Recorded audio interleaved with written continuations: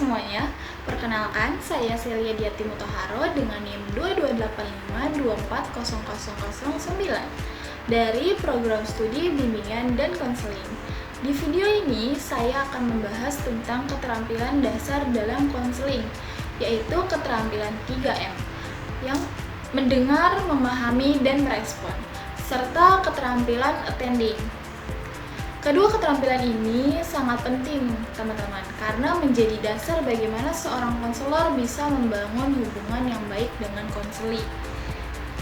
Oke, kita masuk ke definisi keterampilan yang pertama, yaitu 3M. Kalau kita mulai dari keterampilan 3M ini, sebenarnya ini adalah inti dari proses komunikasi dalam konseling. Prosesnya dimulai dari mendengar, tapi mendengar di sini tuh bukan sekadar kita diam saat orang lain berbicara. Mendengar yang dimaksud adalah benar-benar hadir, fokus, dan memberikan perhatian penuh. Misalnya ketika konseli sedang cerita, tapi kita sambil mikirin hal lain atau buru-buru ingin menjawab, itu sebenarnya kita belum benar-benar mendengar. Nah, setelah mendengar, kita masuk ke memahami. Nah, di tahap ini konselor tuh mencoba menangkap makna dari apa yang konseli sampaikan, gitu. Apa yang disampaikan oleh konseli. Kadang apa yang diucapkan itu tidak sepenuhnya menggambarkan apa yang dirasakan. Contohnya, konseli itu bilang, aku capek. Nah, tapi setelah kita dalami, ternyata dia merasa tertekan karena tuntutan atau merasa tidak percaya diri. Nah, setelah kita benar-benar memahami si konseli, barulah kita merespon. Nah, respon ini juga bukan langsung untuk memberikan solusi, tapi lebih ke menunjukkan bahwa kita itu mengerti. Nah, dari sini tuh konseli bisa merasa, oh ternyata aku didengarkan dan dipahami ya.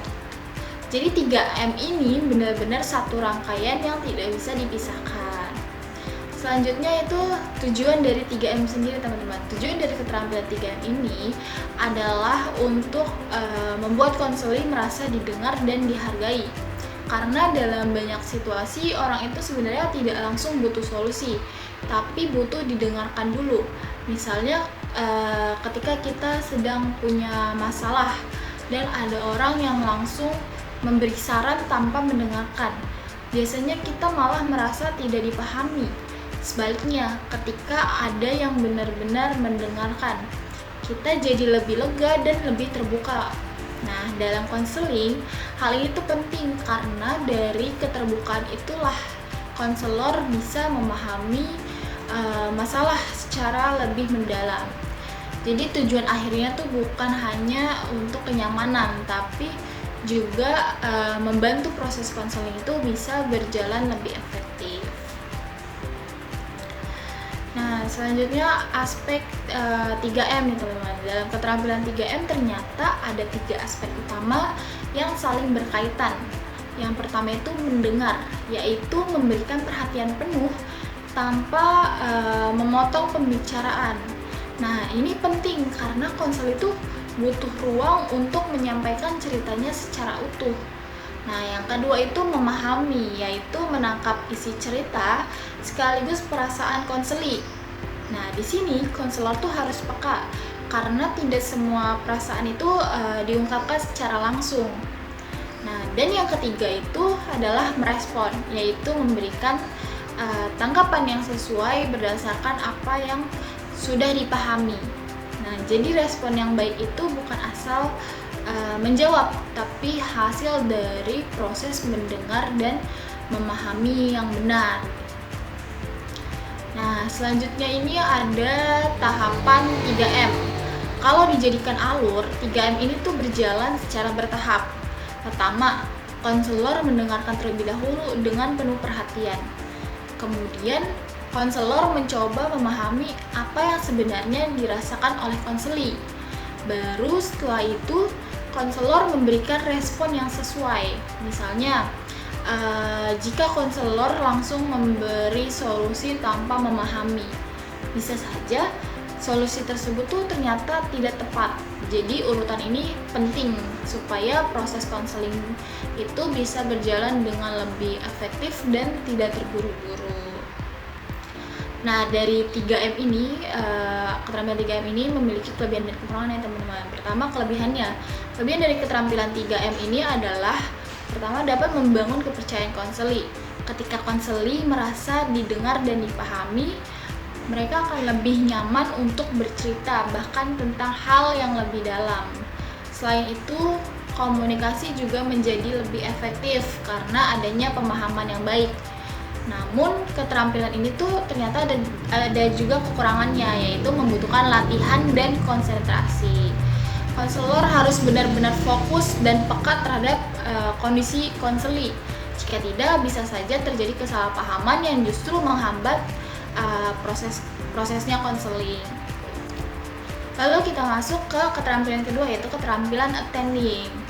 Nah, jika tadi 3M itu lebih fokus pada bagaimana proses komunikasi, kalau attending ini lebih fokus pada bagaimana sikap konselor tuh saat berinteraksi dengan konseli.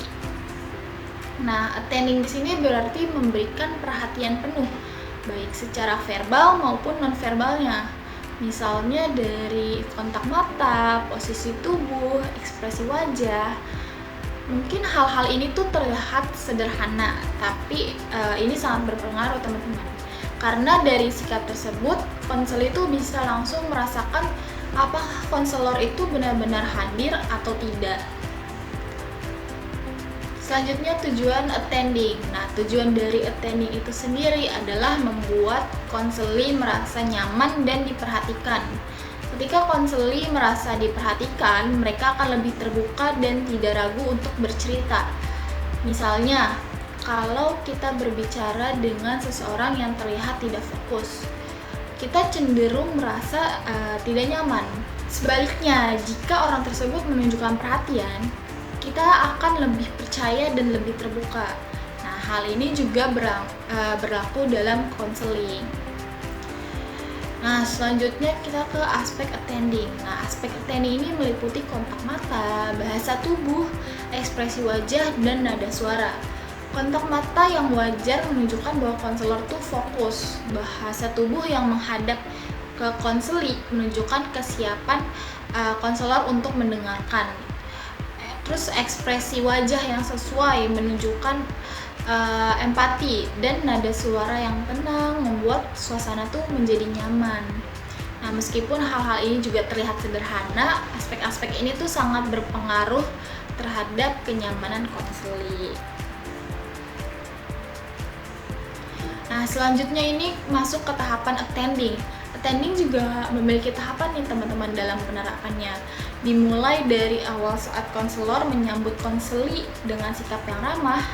Kemudian selama sesi berlangsung, konselor terus menunjukkan perhatian melalui sikap dan responnya. Terus hingga akhir sesi, perhatian tersebut tetap dijaga agar konseli itu merasa dihargai. Nah, dengan begitu, konseli merasa nyaman dari awal sampai akhir proses konseling. Nah, keterampilan attending juga memiliki kelebihan dan kekurangannya teman-teman. Kelebihan dari attending adalah dapat membuat konseli merasa lebih diperhatikan dan meningkatkan kepercayaan si konseli. Namun, jika dilakukan secara berlebihan atau terasa tidak tulus, attending itu bisa terlihat tidak alami gitu. Hal ini justru bisa membuat konseli merasa tidak nyaman. Oleh karena itu, penting untuk menunjukkan perhatian secara natural. Oke, kesimpulannya dari kedua keterampilan ini, keterampilan 3M dan keterampilan attending, yaitu merupakan dasar yang sangat penting dalam konseling ya teman-teman. Keduanya tuh saling melengkapi, di mana 3M ini membantu memahami konseling dan attending ini membantu menunjukkan perhatian kepada konseli gitu. Nah, dengan menguasai kedua keterampilan ini, proses konseling tuh bisa berjalan dengan lebih efektif dan bermakna. Mungkin cukup sekian informasi yang bisa saya berikan di video ini. Semoga bermanfaat informasinya. Terima kasih sudah menonton dan mendengarkan. Wassalamualaikum warahmatullahi wabarakatuh.